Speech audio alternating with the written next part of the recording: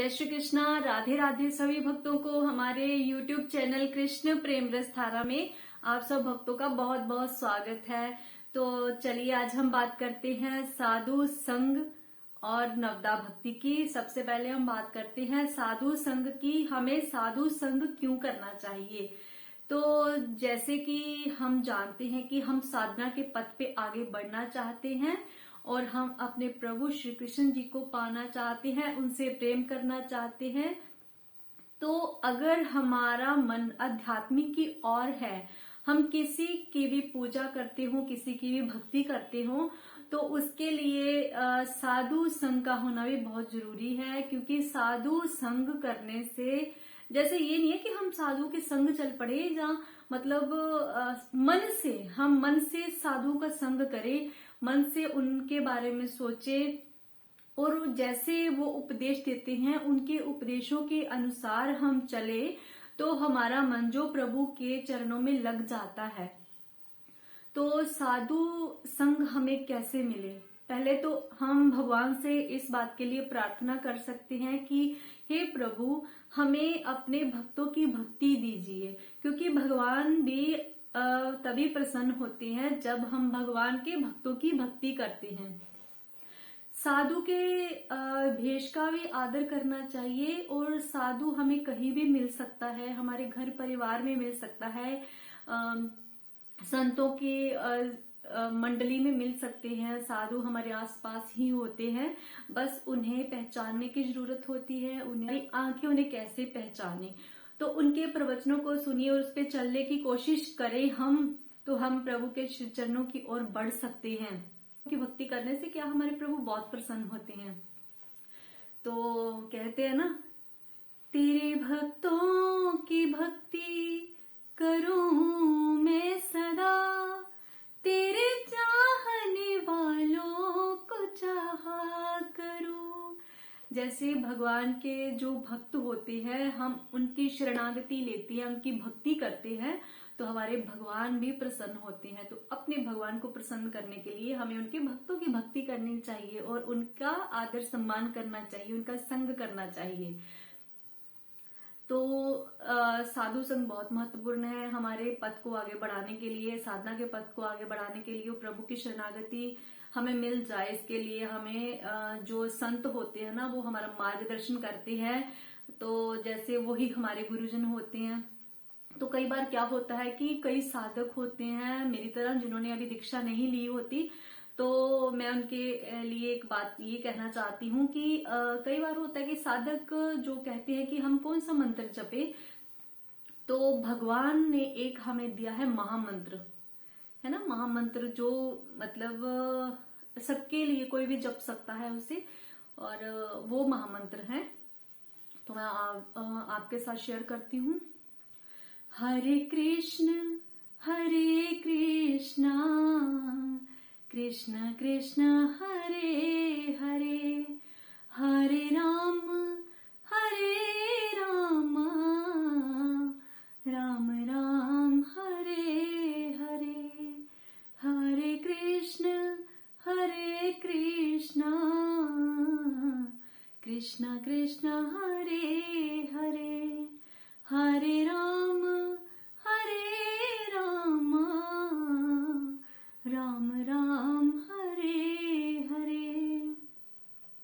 तो कलयुग केवल नाम आधारा, है ना, ये कहते हैं ना, सुमिर सुमिर नर उतरे ही पारा। तो कलयुग में तो प्रभु का नाम ही एक आधार मात्र है और प्रभु का नाम ही हमें पार लगाने वाला है, प्रभु तक पहुंचाने वाला है। तो आपकी कहते हैं ना, जैसी जैसी भावना वैसा ही फल दे। तो हमारे मन में जैसी प्रभु के प्रति भावना होगी, भगवान हमें वैसा ही फल प्रदान करते हैं। तो हम अपना कोई भी कार्य करें तो बिना फल की इच्छा के करें और उस कार्य को पूरी निष्ठा से करें।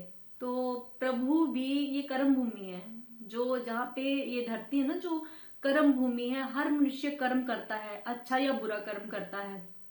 तो हम ये सोच के चले कि कर्म तो करना ही है, लेकिन कर्म अगर हम अच्छा करेंगे तो उसका फल भी अच्छा ही होगा, अगर हम बुरा कर्म करेंगे तो उसका फल भी बुरा ही होगा। तो देखिए शबरी जी ने प्रभु की प्राप्ति के लिए दिन रात उनका मतलब रास्ता देखा। जो शबरी जी हैं प्रभु श्री राम जी का रास्ता निहारती रही, उनका मतलब पथ देखती रही कि वो आएंगे, क्योंकि शबरी जी के जो गुरु थे मतंग गुरु जी, वो कह के गए थे शबरी जी को, क्योंकि जो शबरी जी के जो गुरु जी थे मतंग गुरु जी, उन शबरी जी ने उनकी बहुत सेवा की और बहुत ज्यादा उनकी सेवा की। तो उनके जो गुरु जी थे मतंग गुरु, वो शबरी जी की सेवा से प्रसन्न हो गए, उन्हें ये कहते हैं कि श्री राम तुम्हारे घर जरूर आएंगे। तो तब से शबरी जी श्री राम जी का रास्ता देखने लगी, रोज देखती कि श्री राम आ जाएंगे, श्री राम आ जाएंगे। उनके लिए वन में जाती, मीठे मीठे फल लेके आती, बेर लेके आती मीठे मीठे, और चक्के रखती थी शबरी जी। क्योंकि वो ये चक्के क्यों रखती थी पता आपको? क्योंकि पहले तो हम तो सभी ये कहते हैं ना कि प्रभु को चक्के भोग नहीं लगाना चाहिए, क्योंकि वो जूठा हो जाता है। तो ये बात बिल्कुल सही है कि प्रभु को जूठा भोग अर्पित नहीं करना चाहिए। लेकिन जो शबरी जी का भाव था वैसा हमारा भाव नहीं होता है। तो शबरी जी का भाव इतना अच्छा था कि वो भगवान को भोग लगाना चाहती थी, लेकिन वो ये देखना चाहती थी कि कोई खट्टा बेर प्रभु के लिए ना आ जाए, प्रभु के मुख में कोई खट्टा बेर ना आ जाए, प्रभु को वो अच्छा नहीं लगेगा। तो वो मीठे मीठे से बेर निकाल निकाल के प्रभु के लिए टोकरी में रखती थी कि कब प्रभु आ जाए तो मैं उनको ये बेर खिलाऊं। तो जब श्री राम जी उनके पास आए तो वो देखने लगी, तो वो रास्ता बुहार रही थी। तो देखा उन्होंने कि श्री राम जी आए, तो वो बहुत उनके श्री चरणों में अपना सिर रख के बहुत अश्रुपात की उन्होंने। तो ऐसे उन्होंने अश्रुपात की और फिर उन्हें बेर खिलाए, है ना। तो उसके बाद वो कहने लगी शबरी जी की प्रभु देखिए मुझे भक्ति नहीं आती, मुझे कोई अर्चना वंदना कुछ नहीं करना आता, तो आप मुझे ऐसा ज्ञान दीजिए जिससे कि मैं आपके अच्छी तरह से भक्ति कर सकूं और ये सबका कल्याण हो सके, ऐसी भक्ति हमें दीजिए। तो श्री राम जी ने खुद बताया शबरी जी को कि नवदा भक्ति के बारे में बताया कि नवदा भक्ति कैसी करनी चाहिए। तो उन्होंने कहा श्री राम जी ने, श्रवणम कीर्तनम स्मरणम पाद सेवनम अर्चनम वंदनम दास्यम साख्यम आत्मनिवेदनम।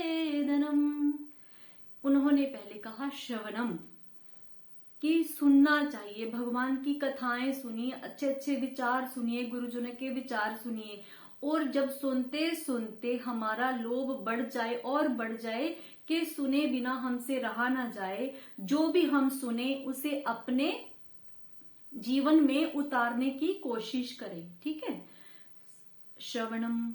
दूसरा आ गया कीर्तनम, कीर्तन कीजिए, भगवान के नाम का कीर्तन कीजिए, नाम जाप का कीर्तन जितना हो सके कीजिए, ज्यादा नहीं तो थोड़ी देर अपने घर में कीर्तन जरूर कीजिए। स्मरणम, भगवान को याद कीजिए, भगवान का चिंतन कीजिए। जब आप बैठे हो, अकेले बैठे हो, तो हम इधर उधर की बातें ना सोच के सिर्फ प्रभु के बारे में सोचे, प्रभु कैसे हैं, प्रभु इस वक्त क्या कर रहे होंगे, प्रभु ने आज कौन से वस्त्र पहने होंगे, प्रभु ने आज कौन सी पायल पहनी होगी, प्रभु के बारे में ही हम बातें करें, प्रभु के बारे में ही हम चिंता करें, प्रभु के बारे में ही हम सोचें। और पाद सेवनम, चरणों की सेवा करें, उनके पांव की चरणों की जो हम सेवा करें।